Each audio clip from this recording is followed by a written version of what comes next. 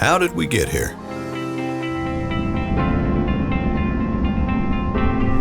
Ranger Plant Constructional Company was born out of three men's vision who wanted something to call their own. Cecil Castleman, Frank Ford, and Woody Strickland shared a drive to be the best.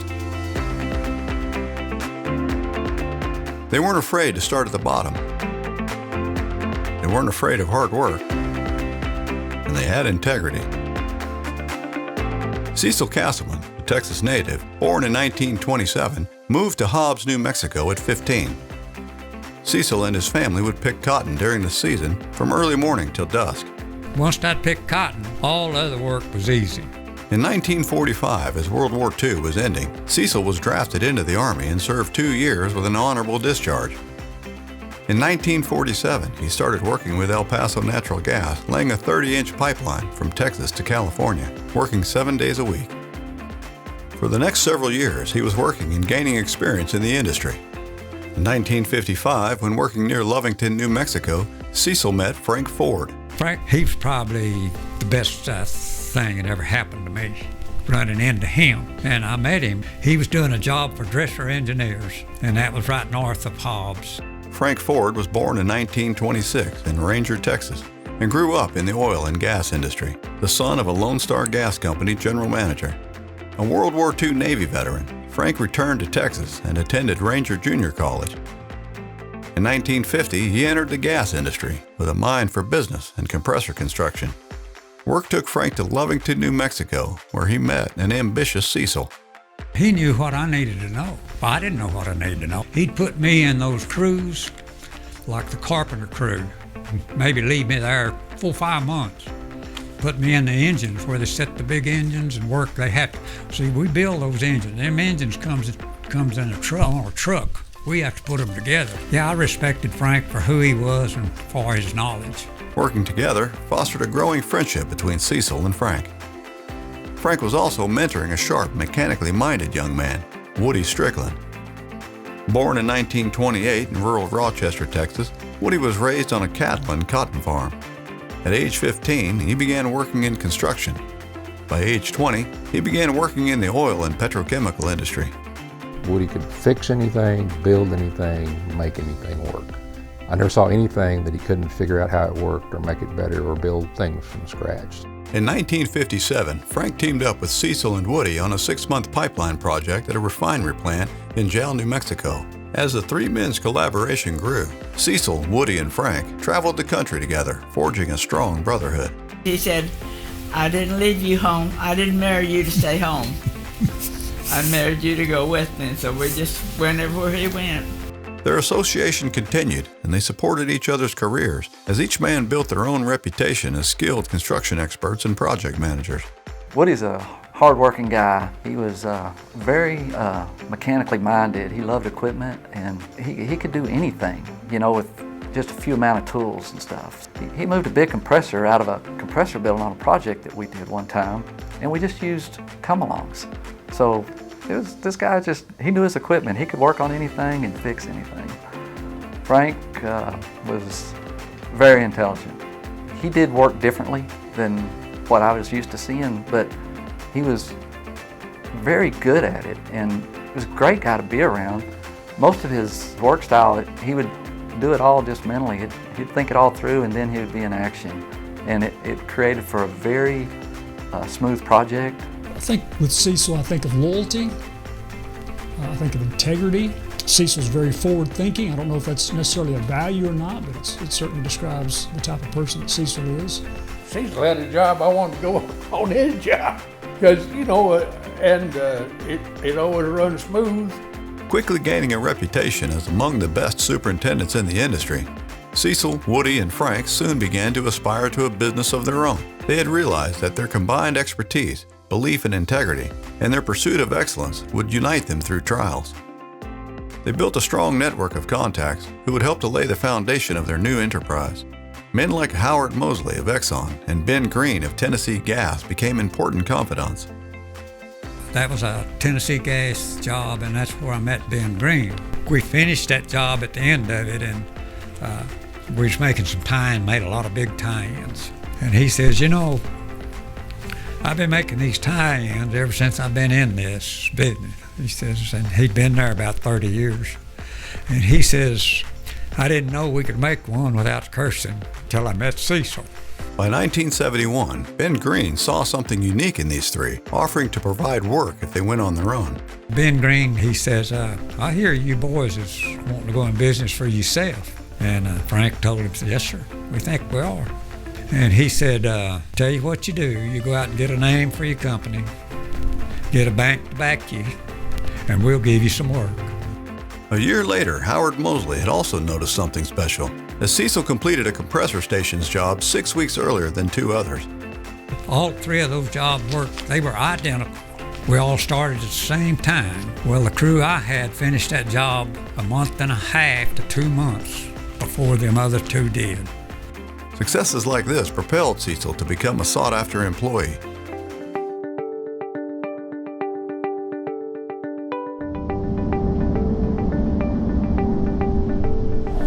In June 1972, their dream came to pass.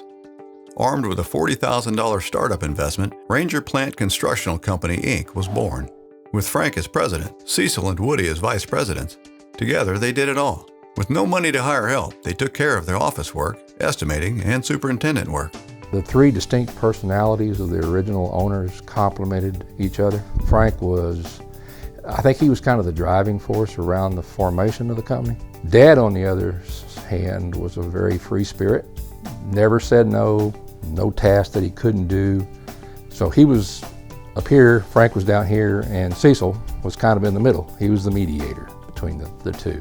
So they all three complemented each other and kind of made a cohesive unit, which made the company successful, I think.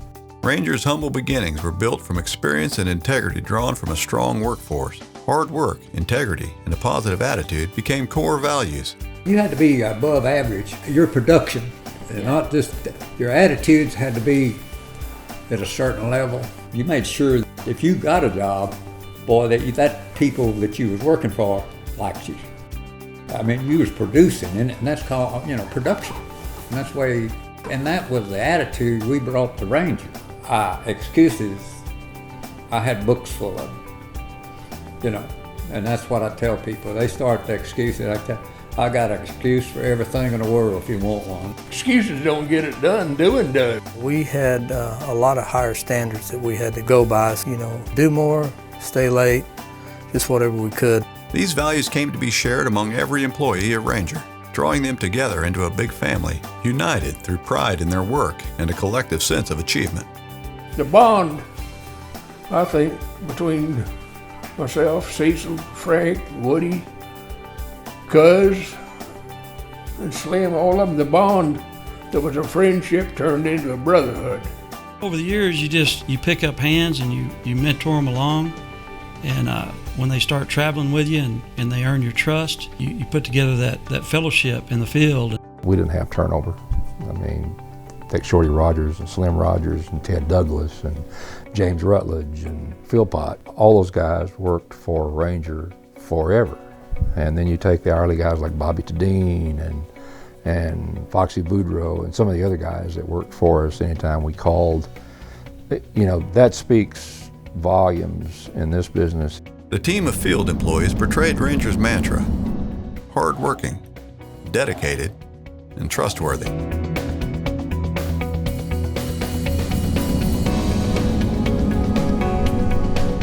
Ben Green delivered on his promise in 1972. He awarded Ranger its first two jobs.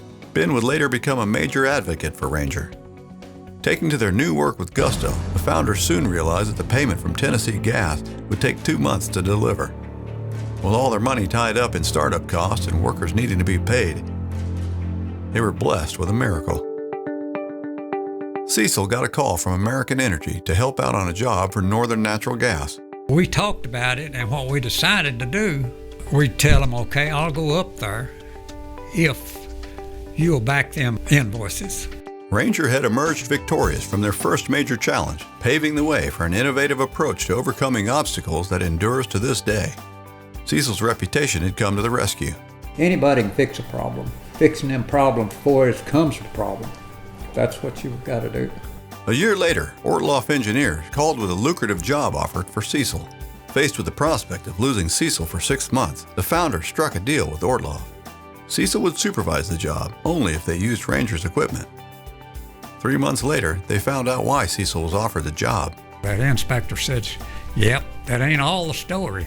He said Mr. Mosley called Ortloff after they bid it, and everybody bid it.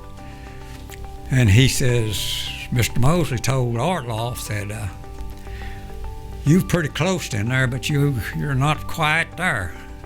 Said, "If you can get Cecil Castleman down here to be your superintendent, I'll give you that job." The founders of Ranger adhered to 2 important philosophies: don't take unnecessary risks and zero tolerance for waste.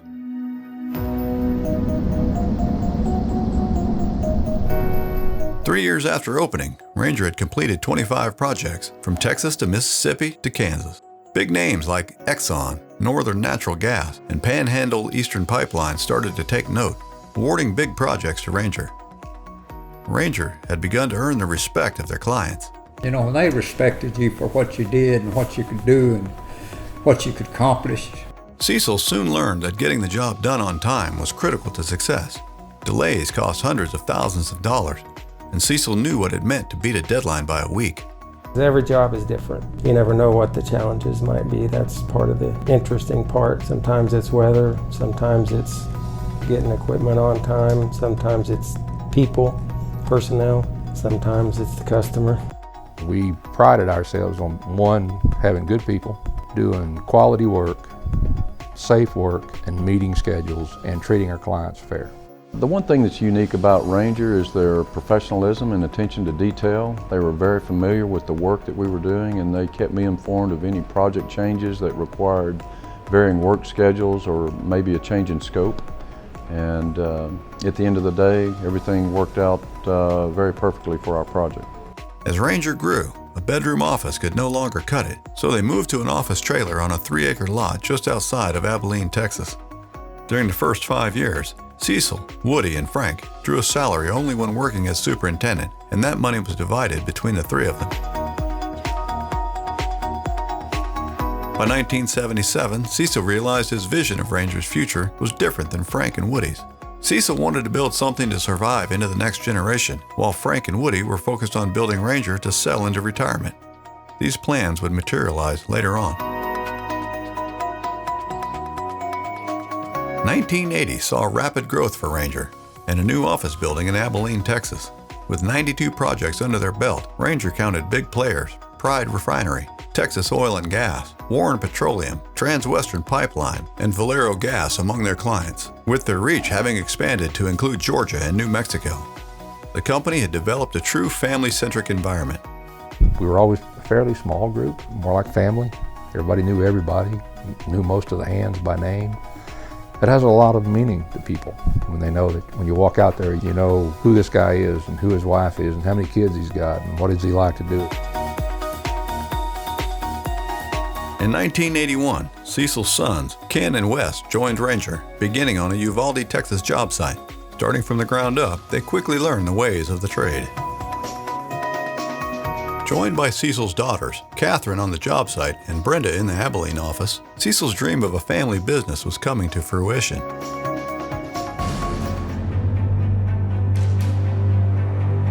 Ranger always found ways to overcome lean times.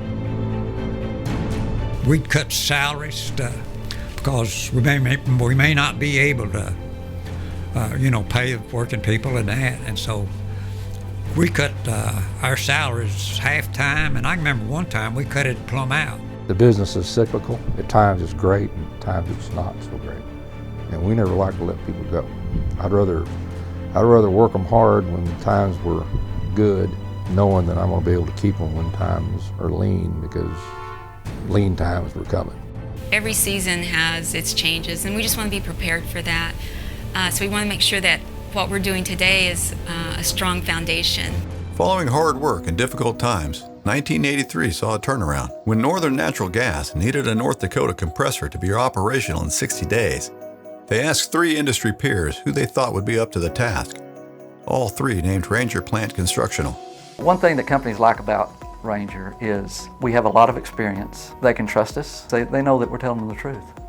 And so it's some of these core values that they really lack, and it's one of the core values that makes us successful.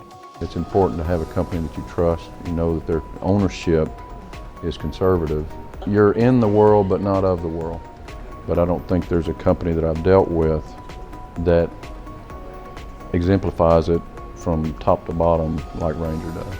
Challenged with installing 4 compressors in 4 months before the winter freeze hit, Northern Natural Gas offered a $100,000 bonus for each day the job finished early.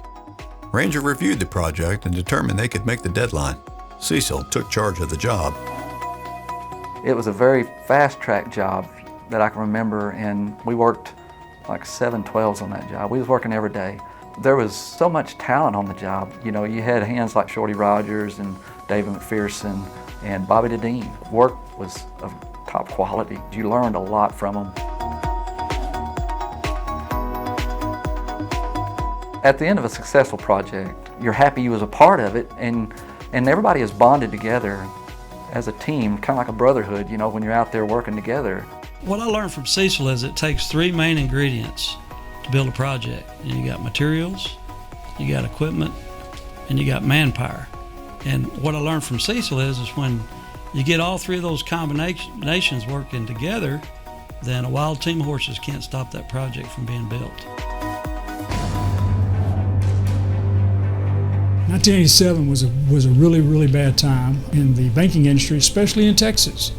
A lot of banks were failing. The acquirers of these banks were coming in. The bankers tell their customers to move their business if they could, pay off their loans, sometimes in unrealistic time frames. Ron Mullen was our banker, and Ron called me one night at supper and he said, "I'm going to call you tomorrow and I'm going to tell you that we're going to have to call your notes." We mortgaged our equipment, so we had enough money to do the job that we just picked up. So, and we'd not been able to do that, we would have been out of business in 2 or 3 days. Client projects were delayed. To survive, Ranger's salaries were reduced and costs were cut. Ranger puts money back for lean times, and over the years they've also had some salary cuts, you know, with the folks that are on salaries. With time and money running out, a bid came in from Tennessee Gas Pipeline. Ranger won the bid, but it lost superintendents. Ranger stood on the cliff between success or failure.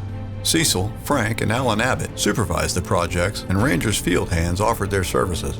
But Ranger needed cash for payroll, fast. They didn't really have the money to meet payroll or whatever.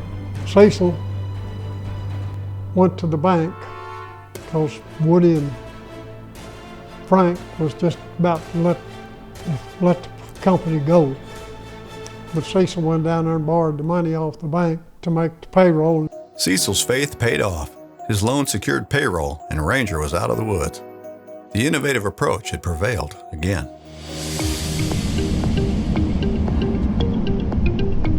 By 1993, Woody and Frank had sold their shares to Ranger, leaving Cecil with full control over the company. Their dreams had been realized. Frank had retired, and Woody was happily invested in his equipment shop. Ranger was heading into a new leadership era. Cecil's now experienced children brought with them his Christian values, integrity, and an incredible work ethic. I come from a family that their work ethics were strong. I mean, very strong. In fact, my mother, she told me one time that, hey, if you work for somebody and they pay you, you make sure you earn it. I tried to teach my children the same thing. And I couldn't ask for the children turning out and being any better. He was preparing us from day one, and his ethics and his Christian values. That's how he was preparing us, just because that's the foundation of the company, is integrity. Cecil had also invested in the company's young talent, and they were ready to take the reins. Cecil has a very good knack for recognizing talent, and Cecil has always had a way of getting 100% out of a person 100% of the time. Hoping to diversify, Ranger soon faced more adversity. An investment in an oil-producing facility, which looked to generate extra revenue, soon turned sour, halting production, and leading to 2 years of cost-cutting and salary reductions at Ranger. Then, another miracle. the facility sold. There's always lessons learned on these projects, and it's learning from these experiences that you're able to go to the next project. Having turned the corner, Kinder Morgan contracted Ranger to build their Rex project compressors. A 3-year, $215 million partnership saw Ranger building 38 compressor units at 18 stations. Ranger's leadership had learned from their challenges and established themselves as industry leaders.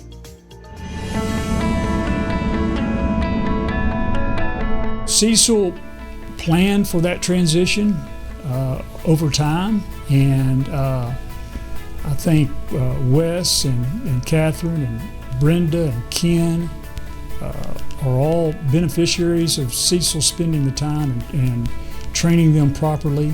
They're making sure that those values that we talked about that Cecil exemplifies are being embedded in this organization. Cecil had handed over the reins by 2009, entrusting Ranger's future to his children with impressive results.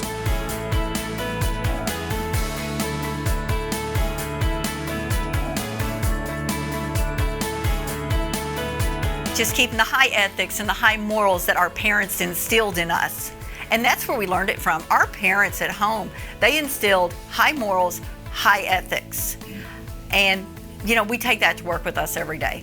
My dad, who was a big Christian and everything, who instilled that in us. And we've just taken that on as a legacy that hopefully will never die, and it will always be here and, you know, have that strength behind us and that foundation to hold us up. Ranger emerged in the next decade with new leadership, moving the company to the next level. Ranger has gone from strength to strength, securing high revenue projects and leading the way in the compressor construction field, all while keeping to its original values of integrity, strong work ethics, and meeting schedules. The Ranger Plant Constructional Company of today is setting the bar and leading the way across the industry, completing over 700 projects with 400 compressors installed, totaling 2.4 million horsepower across 49 states. Ranger's teams bring expertise, efficiency, and top-class project management to their clients again and again. I would describe Ranger to others as a premier facilities and pipeline contractor. They're very forthright and professional. Ranger's ownership made sure that the project is moving forward as anticipated, and they frequently called and asked, you know, how they were doing, and made sure that everything was to our liking. So I very much appreciate that in them. Again, the project was on budget, on time. The history of project completions and on schedule, on time, on budget. Well, everybody tries to achieve that, of course, and that's what brings companies back for repeat work. I would think that would be very indicative of a successful company when you've got customers that want to continue to use you over and over, and not just customers that couldn't go other places or have other options. Again, these are large Fortune 500 companies, and they choose Ranger. Proudly recognized for outstanding achievements, Kinder Morgan bestowed the 2011 and 2018 Safety Awards to Ranger. Cecil's dedication was proudly recognized in the 2011 Abilene Reporter News. We've done work for them for 40 years. You got to be doing something right, or you're not going to work for somebody 40 years. Ranger is proud to start a legacy of giving back to honor God and acknowledge His grace and blessings. If it wasn't for God, Ranger wouldn't be here today, because one thing, he guided Dad and Dad's steps all through his life to where the company started. He put people in front of Dad that Dad would have never met. As the company switched over to the next generation, I mean, I see God working there, because we're continuing to hold firm to, the family and to the faith and the values. Hey, I'm making money for the Lord too.